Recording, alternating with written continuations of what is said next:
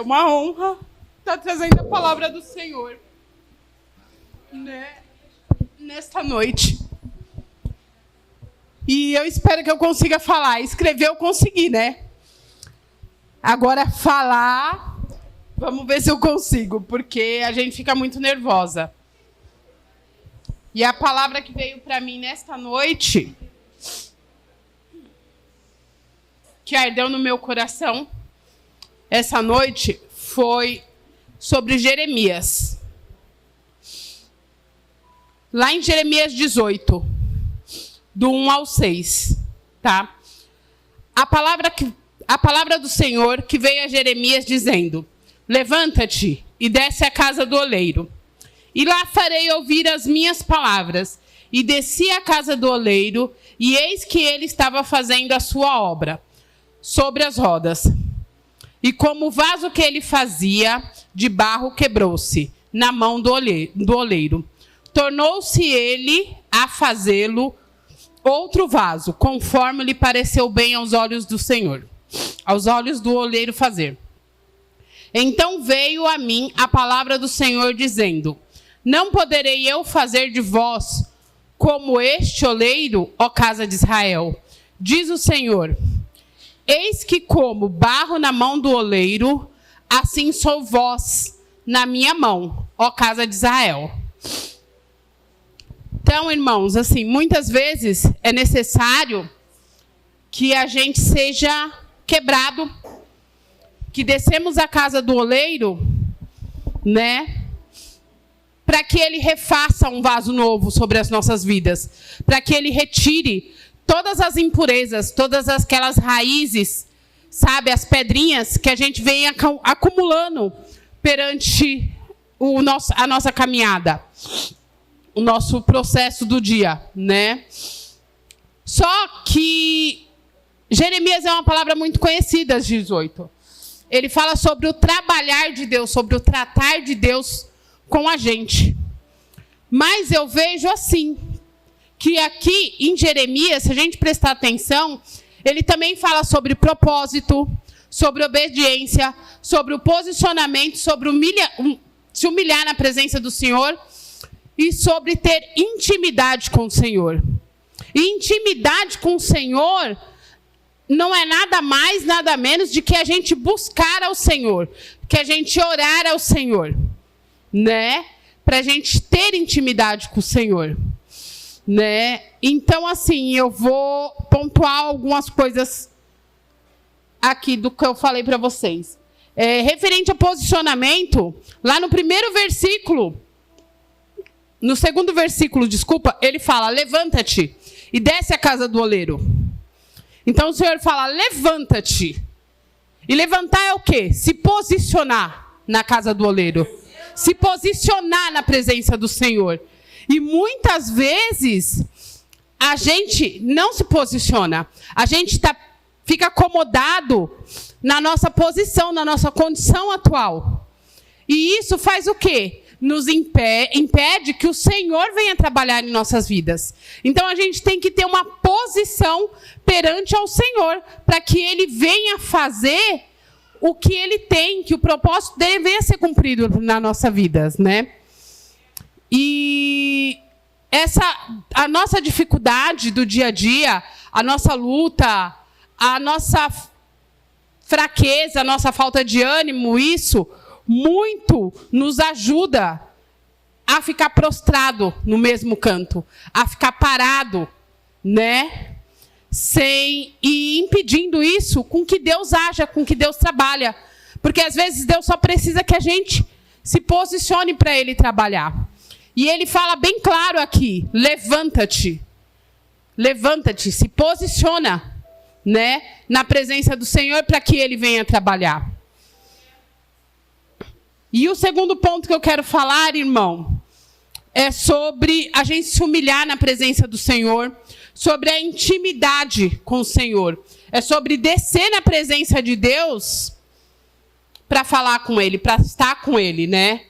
Só que se a gente for ler lá no comecinho, ele fala: levanta-te. Ele primeiro manda a gente levantar, se posicionar perante Ele, para depois a gente descer, para a gente ir buscar. E como que a gente tem que se levantar? A gente se levanta, se posiciona perante o Senhor, né? A gente se posiciona perante o Senhor. A gente... Desculpa, deixa eu voltar meu raciocínio. Então, para a gente se prostra, a gente vai descer na presença do Senhor para buscar intimidade com o Senhor, né?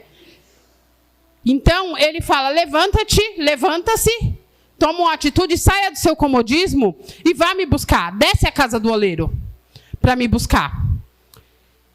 E depois que ele manda a gente descer, é para a gente se humilhar na presença do Senhor. É para a gente buscar o Senhor, nos despir de nós mesmos e se pôr na presença do Senhor, né? E a nossa intimidade com o Senhor, ela cresce conforme a gente desce na presença do Senhor. Ela é contramão da escada. Ela não cresce, ela não aumenta conforme a gente vai subir nos degraus e vai avançando na intimidade com o Pai. Não, ela acontece cada vez que a gente desce um degrau, cada vez que a gente se prostra aos pés do Senhor e vai buscar o Senhor, cada vez que a gente dobra o nosso joelho e vai orar ao Senhor, cada vez que a gente se prostra perante ao Senhor, cada vez que a gente se humilha na presença do Senhor para que Ele faça segundo a sua vontade na nossa vida e não segundo a nossa, né? Então, esse posicionamento requer de quem? É de nós. É o Senhor que está esperando que a gente se posicione, que a gente tenha essa posição, que a gente tenha essa intimidade com o Senhor. E para a gente ter essa intimidade, a gente tem que buscar o Senhor. A gente tem que ir até a casa do oleiro, né? E muitas vezes o Senhor quer falar com a gente na intimidade, né? E na intimidade que Ele vai falar com a gente. Ele não quer usar o pastor, Ele não quer usar a irmã, Ele não quer usar a missionária, não quer usar a irmã da revelação do reteté. Ele quer a intimidade da gente com Deus. A gente não tem a intimidade com a nossa melhor amiga, com o nosso marido, com o nosso filho, aquela coisa que a gente só conta para ele e não conta para ninguém. Então a gente tem aquela intimidade, tem que ter a intimidade da gente contar para Deus os nossos problemas para Deus e não para o povo, é para Deus, porque Deus vai trabalhar, né? E quando a gente se posiciona e a gente cria essa intimidade com Deus, a gente passa a andar com Deus lado a lado, como amigo. Você anda com Ele na intimidade. Você conhece Ele na intimidade, no profundo como Ele conhece você. E não só de ouvir a gente falar, do irmão falar, que aconteceu porque eu conheço Jesus, porque o irmão falou. Aconteceu isso na vida do irmão e na minha não aconteceu. Só que será que eu estou posicionada? Será que eu estou dentro da vontade do Senhor? Será que eu estou buscando aquilo que o Senhor quer para mim? Né? E não é assim. Como que eu vou buscar? É na casa do oleiro que eu vou buscar. Eu não vou buscar a presença do Senhor no bar. Eu não vou buscar a presença do Senhor nos amigos. Eu não vou buscar a presença do Senhor na fofoca que eu faço depois que eu saio do culto. Eu não vou buscar a presença do Senhor nas brigas que eu tenho dentro da minha casa. Porque quando eu brigo dentro da minha casa com meu filho, eu estou amaldiçoando a minha casa. E eu sei que muitas vezes eu acabo amaldiçoando a minha casa por estar brigando dentro da minha casa, né? Em vez de eu estar levando aquilo que o Senhor tem. Não, eu estou indo na contramão do que é a intimidade, do que é buscar o Senhor, né? E aí ele fala de obediência também. Ele fala, vá à casa do oleiro. E quantas vezes Deus tem falado com a gente e a gente não tem ouvido a voz de Deus? Quantas vezes Ele fala, não é hora, e a gente birra, bate o pé e fala, não, eu vou fazer porque é agora. E vai lá e quebra a cara. Quantas vezes Deus fala para a gente, vai para esse lado e a gente vai para o outro? Assim como Jonas fez, Deus mandou Jonas ir para Nínive. E Jonas foi para Tarse. E lá em Tarse, quando ele foi para Tarse, ele enfrentou a tempestade. Então, muitas vezes, a tempestade é a gente que procura. Né? Por quê? Porque a gente não teve a obediência a Deus. A gente não se manteve obediente. Então, a gente paga pela nossa desobediência. A gente colhe o fruto daquela desobediência que Deus tem para nós. Por não ter seguido o que Deus falou. Né? E assim, o caminho ele já deu. Ele falou para Jeremias: levanta-te e vá à casa do oleiro. E muitas vezes ele vai fazer comigo e com você como ele fez com Jeremias. Levanta-te e vá à casa do oleiro. Ele não vai dar o endereço da casa do oleiro. Né? Porque o endereço a gente já sabe. Ele não vai fazer com a gente igual ele fez com Abraão. Que mandou que Abraão saísse do meio da sua parentela, que ele mostraria o caminho. Não, ele não vai fazer com a gente igual ele fez com Ananias. Que mandou Ananias que fosse até a rua chamada direita, procurasse a casa de Judas para falar com o homem de Tarse, chamado Saulo. Não, ele deu o endereço para Ananias. Para onde que Ananias encontraria? Ele deu a direção para Abraão, para onde Abraão seguiria. Mas para Jeremias não, ele só falou: levanta-te e desce à casa do oleiro. E isso vai ser comigo e com você. Muitas vezes ele vai falar: levanta-te e desce à casa do oleiro. E ele não precisa dar o endereço da casa do oleiro, porque a gente já sabe o endereço da casa do oleiro. A oleiraria está lá. Ele está lá, está trabalhando. E ele está esperando que a gente vá, que a gente chegue até ele, que a gente busca, que a gente desce na olaria. Porque ele é educado, ele não vai chegar, vai te dar um sacode, um tapa e vai falar: vai lá na olaria orar, que eu quero trabalhar com você. Não. Ele vai te dar o livre-arbítrio de você descer. Ele vai falar. Mas cabe a mim e a você a entender que é para a gente descer a casa do oleiro e buscar. Né? E se a gente não for buscar, a gente vai colher a consequência. E aí ele fala também sobre propósito em Jeremias 18. Ele fala: levanta-te que farei ouvir as minhas palavras. Tem coisa que Deus vai nos mostrar. E tem coisa que nós só vamos viver quando estivermos dentro do propósito de Deus, dentro do querer de Deus. E não é porque Deus não está fazendo. Não. Que ele só vai fazer quando chegarmos no propósito. Não. Deus já está fazendo. Para quando a gente chegar no propósito, a gente possa viver tudo aquilo que ele tem para nós. Tudo aquilo que ele tem preparado para a nossa vida. Né? Então, assim, uma vida, irmão, sem propósito, ela não tem sentido. Porém, quando a gente tem um propósito, quando você vive o propósito de que Deus tem para a nossa vida, todas as coisas, ela nos é acrescentado para o nosso próprio crescimento, né? Todas as coisas, elas não é nos dada. Aquele livramento, a gente recebe, que está no propósito. Aquela cura que o médico falou que era impossível, que te desenganou, é quando você está dentro do propósito que você vai receber. Aquela libertação para o seu filho, para o seu marido, para a sua esposa, para o ente querido que você precisa, é dentro do propósito. Quando você está dentro do propósito, quando você está lá com o seu joelho, que você vai receber. Né? Aquela providência que falta, é dentro do propósito que você vai receber. E para a gente estar dentro do propósito, a gente tem que saber obedecer à voz de Deus. Né? Tem que ser obediente a Deus. Tem que se posicionar perante ao Senhor. Tem que ter intimidade com o Senhor para a gente viver o propósito. Porque senão a gente não vive o propósito. Né? A gente vai ver passar. A gente vai ter a promessa, mas a gente não vai viver o propósito. Se a gente não se posicionar, se a gente não buscar, se a gente não ter a intimidade que necessitamos com Deus, se a gente não ter a obediência que Ele quer que tenhamos com Ele, né? E muitas vezes assim, é até engraçado. Foi ontem, na segunda eu fui trabalhar e eu esqueci meu celular na hora de vir embora.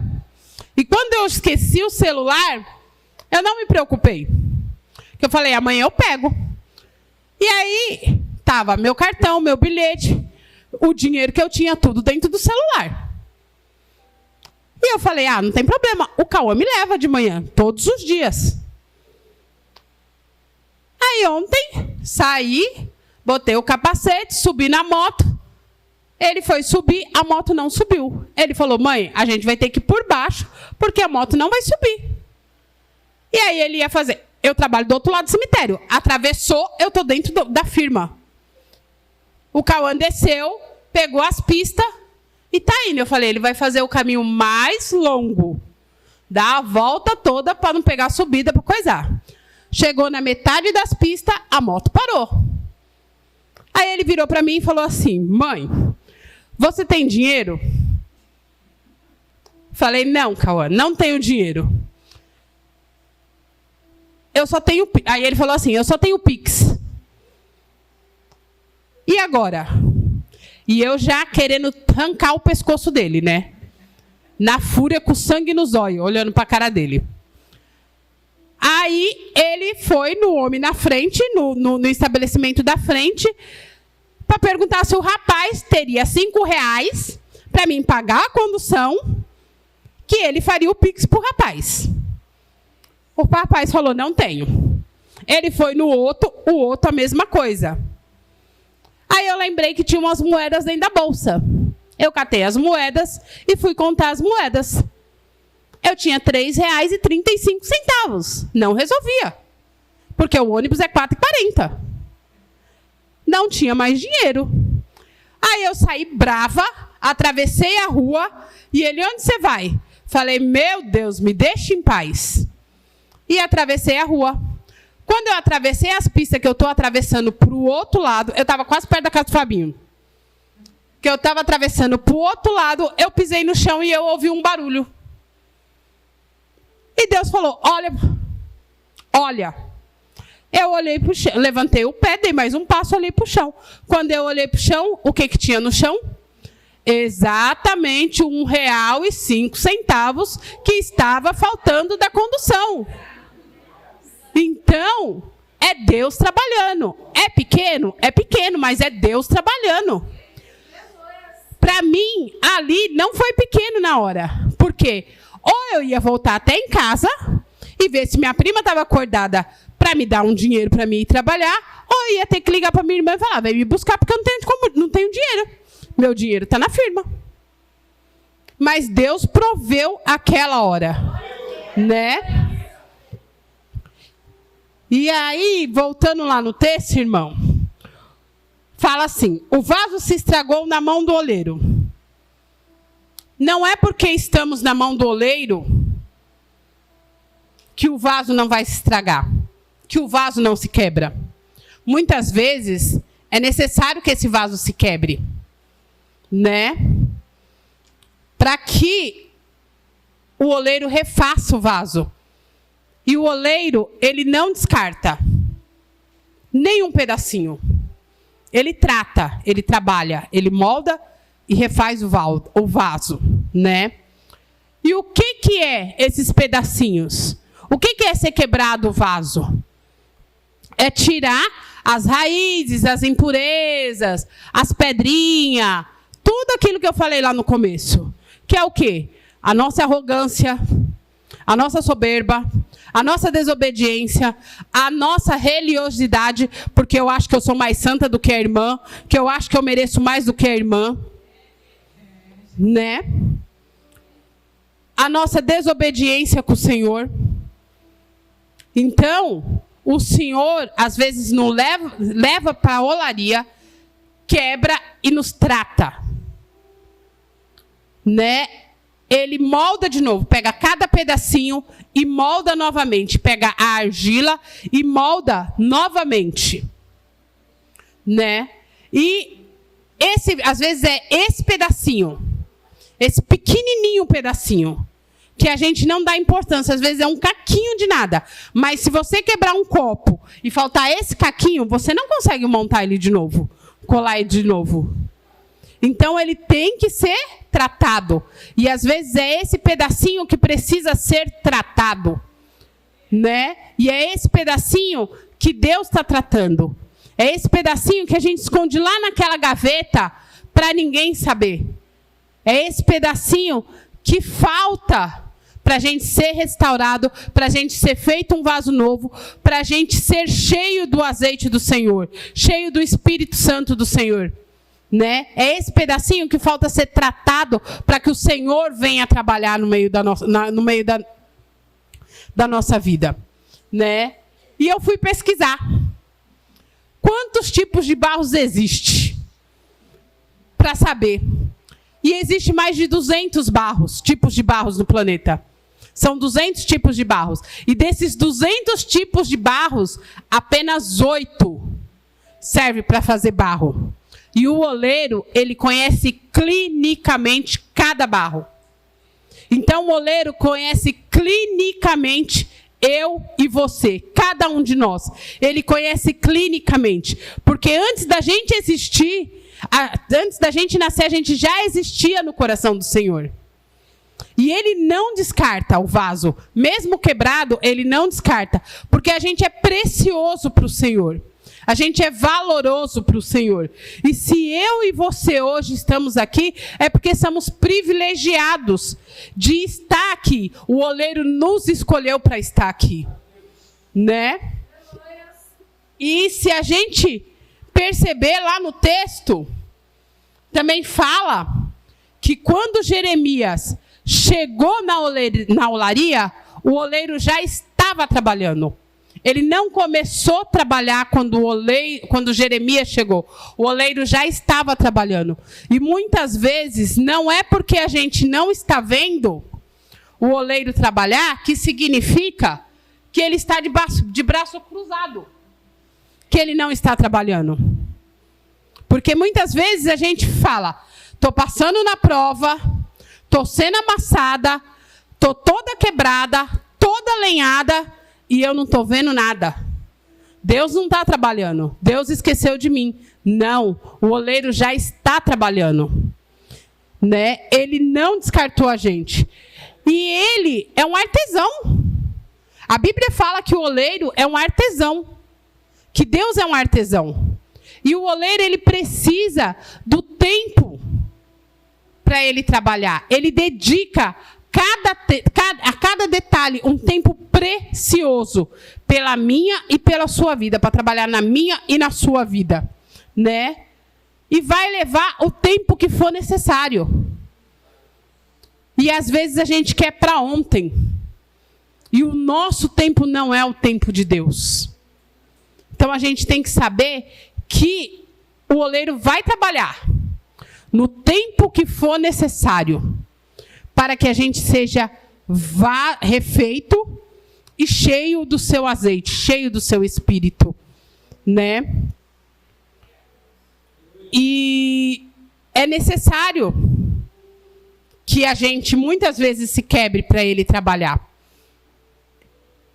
né?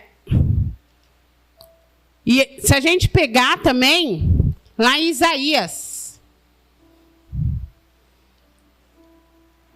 64 fala assim: contudo, Senhor, tu és o nosso Pai, nós somos barro, tu és oleiro, todos nós somos obra das tuas mãos.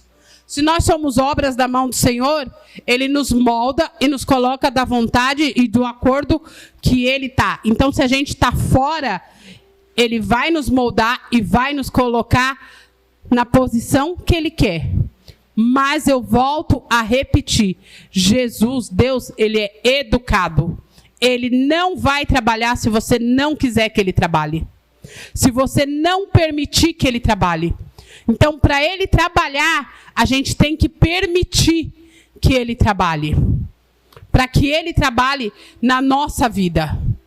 Sem a nossa permissão, ele não vai trabalhar. A gente vai continuar prostrado, a gente vai continuar frustrado, a gente vai continuar parado na mesma coisa, só vendo o barco afundar e a tempestade cada vez mais forte, né?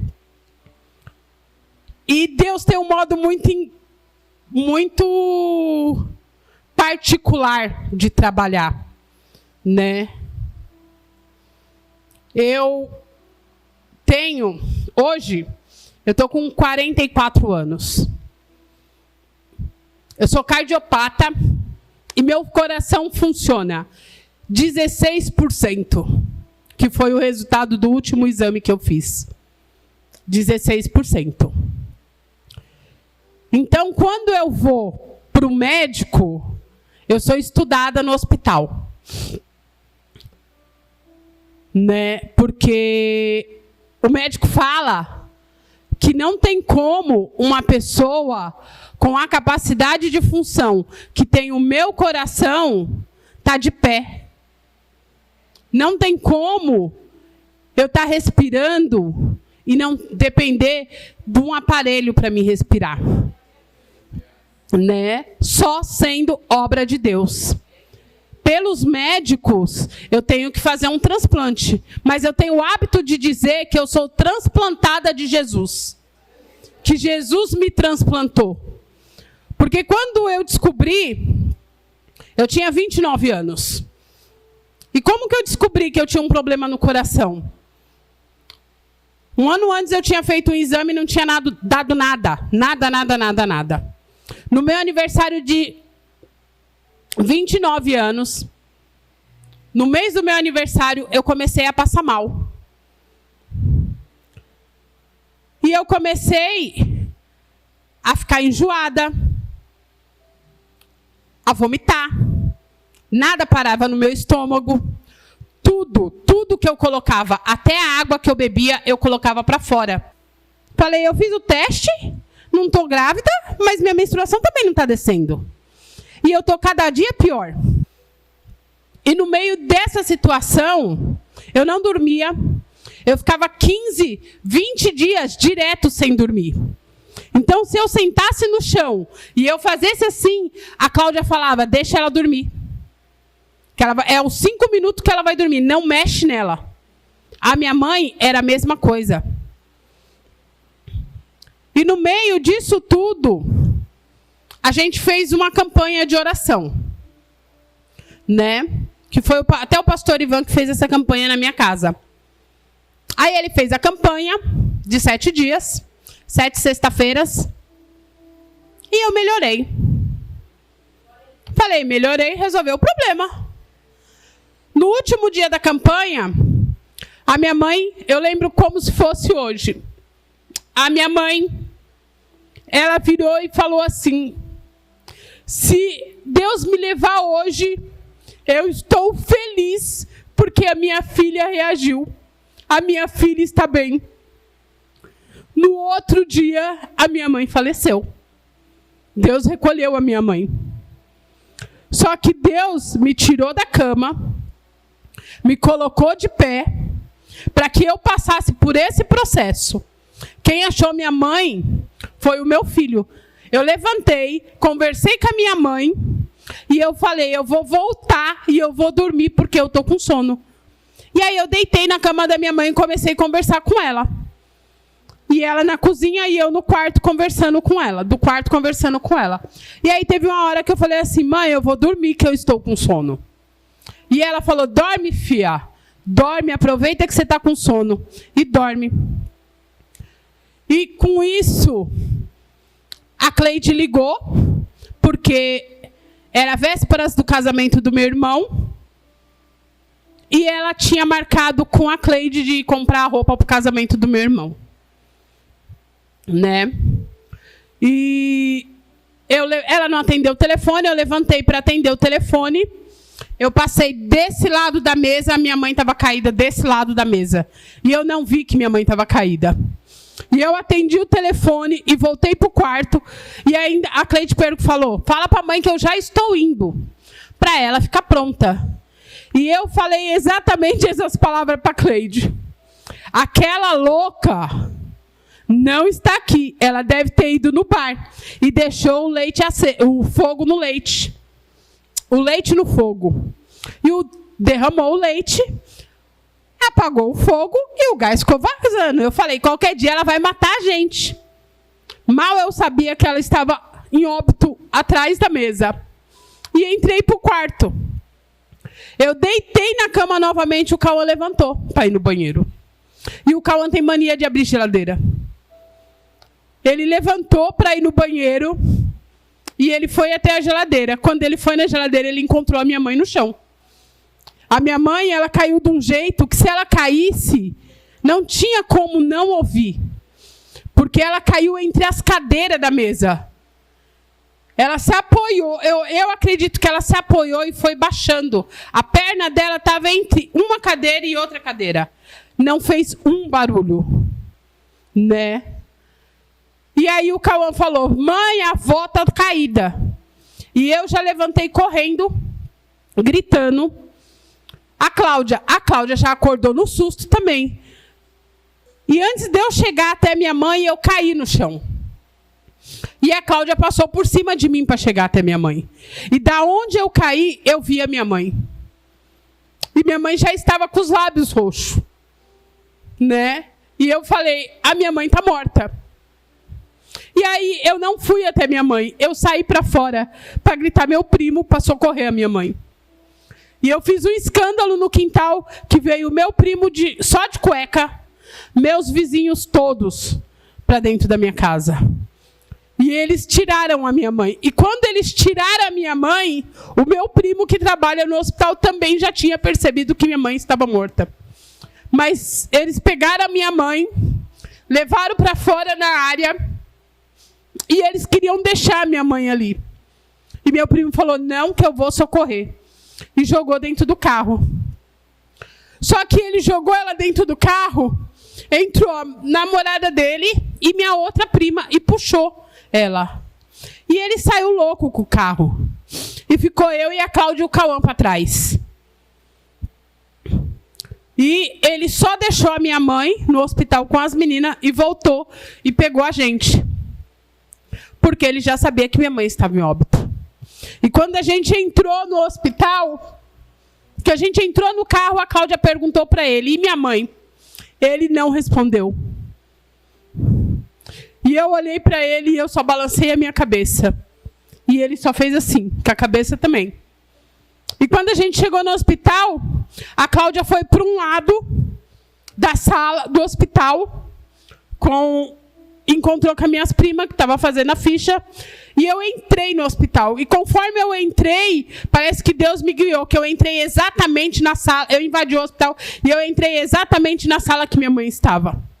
E quando eu entrei, o médico falou, sai daqui que você não pode entrar. E eu falei, eu posso porque é minha mãe. E ele, não, sai que você não pode ficar. E ele, eu posso porque é minha mãe e eu vou ficar. E eu sei que ela já morreu. E aí ela usava prótese, ele já tinha tirado a prótese dela, ela estava deitada na maca.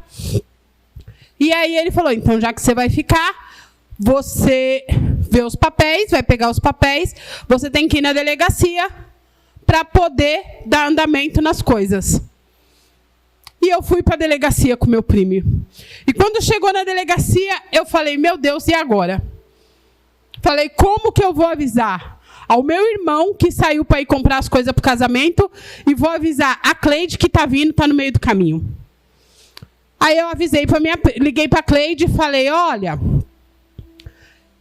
o Kaique é irmão do Cauã. Sofreu um acidente com o carro, bateu o carro, e eu estou na delegacia com o Kaique. Você passa, que a Sueli está lá na rua te esperando, e você traz ela aqui na delegacia, porque precisa de uma pessoa habilitada para tirar o carro. Que ele não tinha habilitação. E a Cleide chegou na delegacia. E quando ela chegou na delegacia, De olhar na cara da gente, ela já sabia que tinha alguma coisa acontecido. E eu fui avisar que minha mãe tinha falecido. Né? Então a gente, 15 dias antes do meu irmão se casar, a gente enterrou a minha mãe. E Deus me tirou do leito para que eu pudesse ter estrutura para ajudar a minha irmã. E nisso tudo, nesse processo todo, a gente enterrou a minha mãe, fez tudo o que tinha que fazer. Meu irmão casou. Meu irmão casou num dia. Na outra semana, eu caí de uma vez. E aí, eu piorei e muito. E aí, a Cláudia, revoltada com Deus, porque ela tinha uma irmã marimbunda e uma mãe morta. Né? E eu não era gente. Eu era terrível. Eu era gandaieira. Eu era desaforada. Eu era briguenta. Uma boca que era só Jesus. Que de cada 10 palavras, 9,5 era palavrão. Então, eu entrava muito em atrito com as minhas irmãs. Né? E aí eu volto a falar. Deus trabalha e a gente não entende o trabalhar de Deus.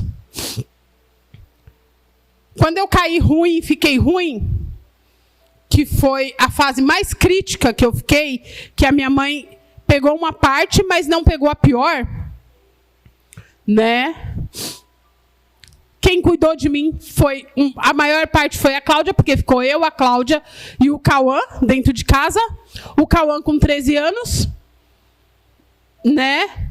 E o Cauã virou meu pai. Ele virou meu cuidador com 13 anos. Porque eu não tinha fôlego, eu não tinha vida para levantar da cama. Eu não conseguia andar, eu não conseguia fazer nada. Né? E eu só piorava, só piorava, só piorava. E cada vez que a Cláudia me levava no médico, que os meus irmãos me levavam no médico, eu ficava 15, 20, 3, 4 meses internada. Direto, sem vir para casa. Né? E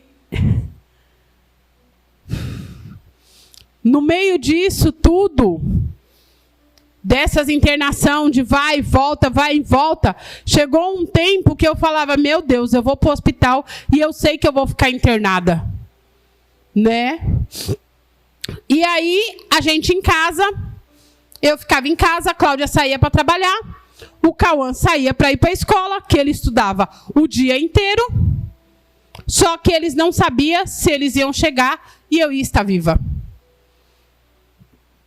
Que eu ficava lá jogada em cima da cama. E aí minhas primas começou. Um dia ia minha prima, outro dia ia a outra. A missionária Maria cansava de passar lá no coisa. Eles não fechavam o meu portão. Meu portão eu não fecho até hoje. Né? A dona Maria passava e gritava, Kátia, você tá bem? Às vezes eu respondia e às vezes eu levantava. Quando eu levantava, eu caía desmaiada no chão. E a dona Maria entrava correndo. Até eu voltar e me refazer. A minha prima vivia em casa, que cuidava enquanto a Cláudia estava trabalhando, enquanto o Cauã estava na escola. Né? Eu falo a Cláudia trabalhando, o Cauã na escola, porque eram os que moravam na casa comigo. Então, assim, a Cleide também trabalhava, mas a Cleide já era casada e morava em Diadema. Então, a Cleide participava, mas ela já morava lá em Diadema. E quem estava todos os dias que dormia e acordava comigo, era a Cláudia e o Cauã. E eu dormia com ventilador. Dormia não, eu sentava na cama com 500 travesseiros e um ventilador na minha cara. Com a falsa sensação de que eu estava respirando. Né? Que vi o vento e eu tinha a falsa sensação de que eu estava respirando. E eu não... Só que era só ilusão. Eu não respirava. Porque eu não tinha fôlego. Eu estava toda encharcada. Meu coração não funcionava. Só que a gente não sabia que o coração não funcionava. Então, como o coração não funcionava, o meu pulmão encharcava, porque meu rim também não funcionava. Os outros órgãos iam parando, porque o coração não jorrava sangue o suficiente para os outros órgãos também trabalhar. Né?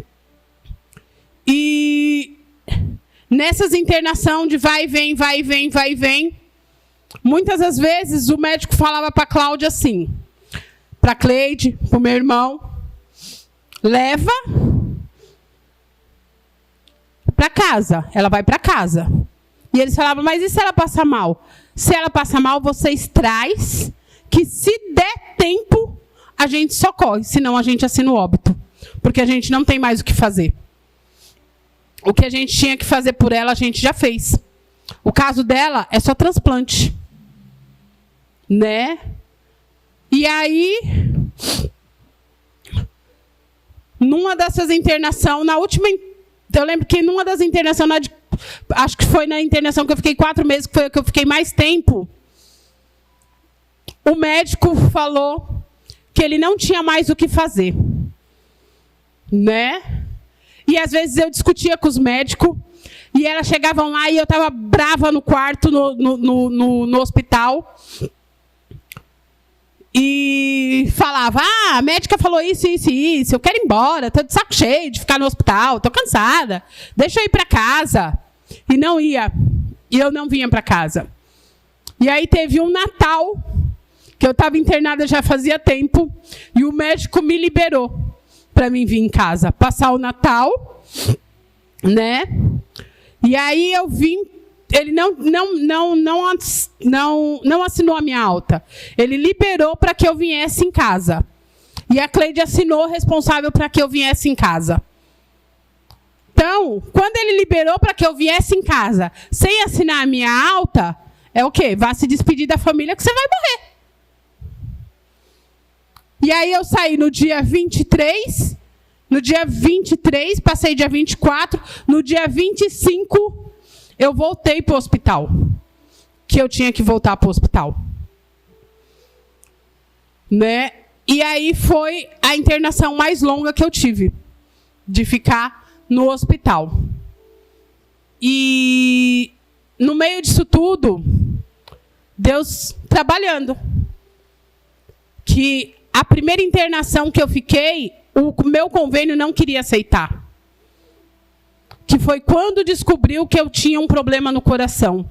Eu fui no hospital, que eu fiquei ruim, a minha prima veio em casa para ficar comigo, falou, Cláudia, eu vou em casa para ficar com a Kátia para você ir trabalhar sossegada.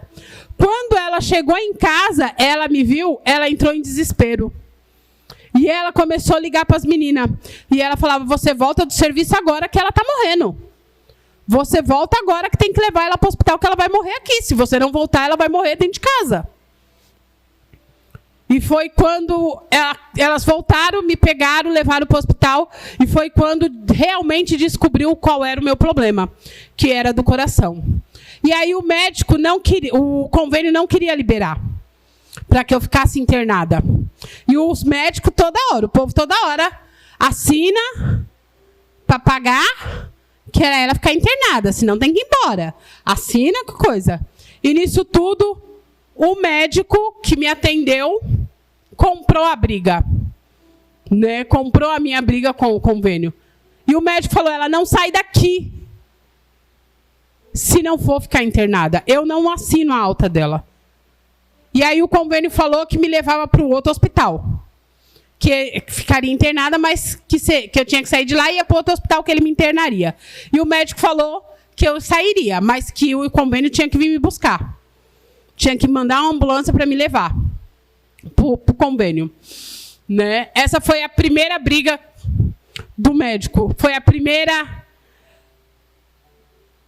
A gente não viu na época, a gente não entendia na época, mas foi uma das providências de Deus. Porque se o médico não tivesse comprado a briga, se o médico não tivesse batido o pé e falado dela não sai, eu não libero, talvez eu não estaria aqui, né, para contar o testemunho. E aí passou-se o tempo, eu fiquei 300 dias lá internada, voltou tudo. E eu não melhorava, não melhorava, não melhorava. Eu vinha em casa, parecia que estava morrendo, não tinha fôlego para nada.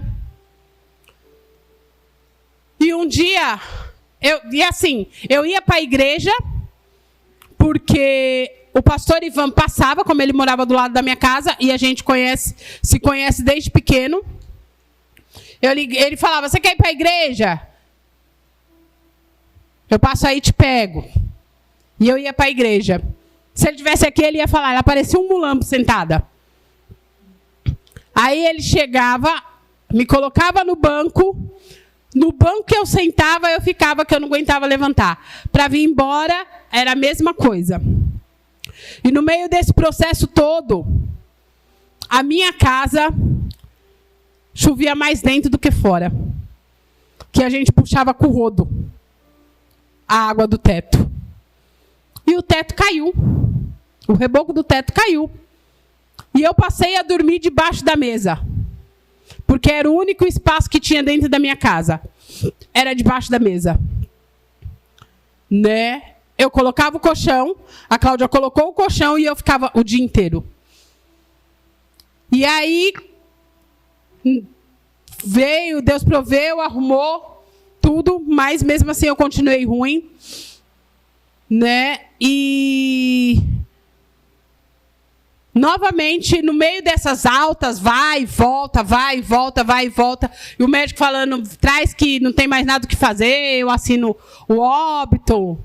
Não vai achar um coração, não tem o que fazer, é só esperar para morrer, você se prepara que já tinha assinado a sentença. Só que Deus é o médico dos médicos, né? Ele é o médico que cura, aquele diagnóstico que o médico te dá e te desengana. Ele é o médico ele é o Deus da providência, né? E aí, o médico do convênio falou que no convênio não tinha mais nada para fazer. E ele me mandou para o hospital público. Hoje eu faço meu tratamento, eu tenho convênio, mas eu não uso meu convênio. Eu faço meu tratamento inteiro pelo hospital público. Eu faço meu tratamento inteiro no Dante Pazanese. E quando eu chego no Dante Pazanese, às vezes tem 15, 20 médicos na sala. E os médicos ficam assim, calma, você está bem. Não está acontecendo nada, mas eles estão me revirando de cabeça para baixo. E o meu coração cresceu de uma tal forma que ele não tem força para bombear o sangue. Né? E nisso resultou que eu perdi a capacidade de funcionamento dele. Por isso que ele funciona 16%. Só que até hoje, o médico não sabe o porquê que ele cresceu. Só sabe que ele cresceu. O porquê que ele cresceu, não tem diagnóstico. Ele fala que se um dia eu abrir o peito, ele faz um diagnóstico. Mas fora isso, que ele não vai abrir porque eu fico na mesa. Só para fazer uma biópsia para descobrir o porquê cresceu. E o médico acredita que foi o vírus da gripe que incubou no coração. Mas ele também não sabe. Eu fiz sorologia para tudo. Para lúpus, para chagas, para tudo que pode ter. Que possibilita do coração crescer. E não dá nada. Né? Então, assim, hoje eles me estudam no hospital. Tem dia que eu vou para o hospital 3, 4 vezes na semana. Tem dia que eu não, tem mês que eu não vou, vão diminuindo, né? Eu passo no setor de transplante, eu passo no setor de marca-passo e eu passo no miocárdio, né? E para tentar ter uma solução que não seria o transplante, para esperar para ver quando vai ser o transplante, porque quem é assim, a Tática é da área da saúde, a Janete sabe como que é uma fila, só que essa fila funciona da seguinte forma, as prioridades é para quem está morrendo lá dentro do hospital internado. Se você estiver lá dentro do hospital internado, você tem a prioridade, isso se você achar um órgão compatível com o seu. Se não, você vai passando. E como eu já fui transplantada por Jesus, e estou aqui, então, eu só vou, eles vão passando. vai passando, né? E aí, assim, ele trabalhou, eu coloquei um aparelho há pouco tempo atrás, e quando eu coloquei esse aparelho, quando o médico me falou que eu ia colocar esse aparelho, é um ressincronizador que eu uso, o médico falou assim, que eu ia colocar, que era uma tentativa, mas que não era garantia nenhuma, que ele ia colocar para ver se dava alguma resposta. E aí, assim, o coração continua com a mesma frequência, só que eu faço tudo como os irmãos veem. Eu trabalho fora, eu ajudo na igreja, né, do jeito que eu posso, mas eu ajudo. Faço as minhas coisas do jeito que eu posso, mas eu ajudo. Do jeito que eu aguento, mas eu faço na minha casa. Trabalho, faço bolo para fora, faço salgado para fora, faço marmita para fora, só falta vender o Cauampo. Que eu estou quase vendendo ele, porque, olha, tem dia que é difícil. Mas ninguém quer comprar, gente. Tá difícil. E aí, irmãos, nesse processo todo, Deus me moldou. Ele trabalhou, foi necessário que eu fosse quebrada para ele trabalhar. Só que Deus não trabalhou só em mim. Deus trabalhou em mim e Deus trabalhou na minha família. E tem trabalhado, né? Quando eu passei por esse processo, a Cláudia já era batizada e estava revoltada e fora da igreja, né? A Cleide não era batizada, a Cleide veio se batizar faz pouco tempo. Não era batizada, ela ia na igreja, de vez em nunca, mas ia. E hoje, através disso, do processo que a gente passou, Deus mexeu, Ele me quebrou para mim se consertar, só que Ele também mexeu em algo que ia alcançar a vida delas. Então, eu entendo que foi necessário eu passar por tudo o que eu passei para que a minha família estivesse na presença do Senhor, né? E assim, eu creio que eu ainda vou ver o meu irmão aqui, que ele é batizado, mas é outro safado. Creio que eu vou ver o Cauã novamente nos pés do Senhor, cultuando junto comigo, que também é batizado, mas é outro sem vergonha, né? Creio que eu vou ver a minha cunhada e creio que eu vou ver o meu cunhado também. Todos na presença do Senhor, né? Então, assim, a gente tem que crer que Deus vai trabalhar. E no meio desse processo todo que eu passei, eu nunca perdi a minha fé. Eu sempre acreditei que Deus ia trabalhar. Mesmo quando o diagnóstico era contrário, eu acreditava que Deus ia trabalhar. E hoje, eu sou um testemunho vivo do trabalhar de Deus, né? Eu acordo todas as manhãs e falo, obrigado, Senhor, porque mais um dia o Senhor me colocou de pé, mais um dia o Senhor proveu, mais um dia o Senhor está sendo na minha vida, né? E assim, irmãos, às vezes a gente se desanima, o desânimo bate, mas se a gente olhar para o lado, tem gente numa situação muito pior que a gente. E está lá, ó, firme na presença. E por que que a gente não pode estar firme na presença? Se é dele que vem a providência, se é dele que vem a ajuda, se é do céu que vem a nossa ajuda, né? Porque o alimento do homem, ele alimenta a nossa carne. Ele é fraco. Alimentou a carne. Mas o alimento que vem do céu, que vem do Senhor, ele alimenta o nosso espírito. Ele alimenta a nossa alma. Ele sacia a nossa sede. Ele nos dá força para nos colocar de pé e seguir adiante todos os dias, né? Eu tomo hoje, por dia, cerca de 27 comprimidos. Por dia. E pela quantidade, isso só os cardiológicos. porque tem o comprimido que eu tomo das dores, né? E aí, assim, com a quantidade que eu tomo de remédio, meu estômago era para estar afunhado. Só que eu não sinto nada no meu estômago. Eu não sinto enjoo, eu não sinto dor, eu não sinto nada no estômago. Então, é o trabalhar de Deus. Eu tomo os remédios, dependo dos remédios? Dependo dos remédios. Mas antes de eu depender do remédio, eu dependo de Deus. Porque não adianta eu tomar o remédio se Deus não trabalhar, se eu não abrir a porta para Deus trabalhar. O remédio é um tratamento paliativo. Ele vai me ajudar em certo ponto, mas o que mais me ajudou foi a minha fé em Jesus.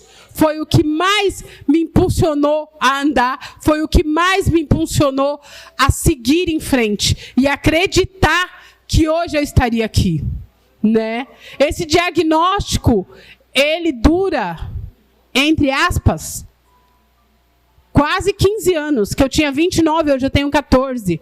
O médico não me dava meses de vida.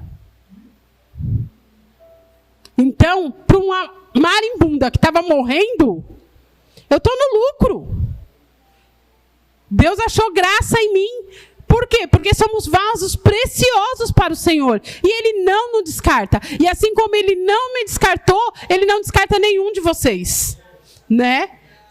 Então, irmão, que vocês fiquem com essa palavra essa noite. E que a gente venha buscar a intimidade com o Senhor, de andar lado a lado com o Senhor, de conhecer o Senhor, de ser amigo com o Senhor, de ter intimidade com o Senhor. E não só de ouvir falar. Que a gente venha andar no profundo com o Senhor e não no raso. Né? Que a gente venha se posicionar perante o Senhor e seguir o propósito que Ele tem para a nossa vida, né? Que as outras coisas nos serão acrescentadas, né? E essa foi até aqui que Deus me deu, e eu agradeço a minha oportunidade, amém?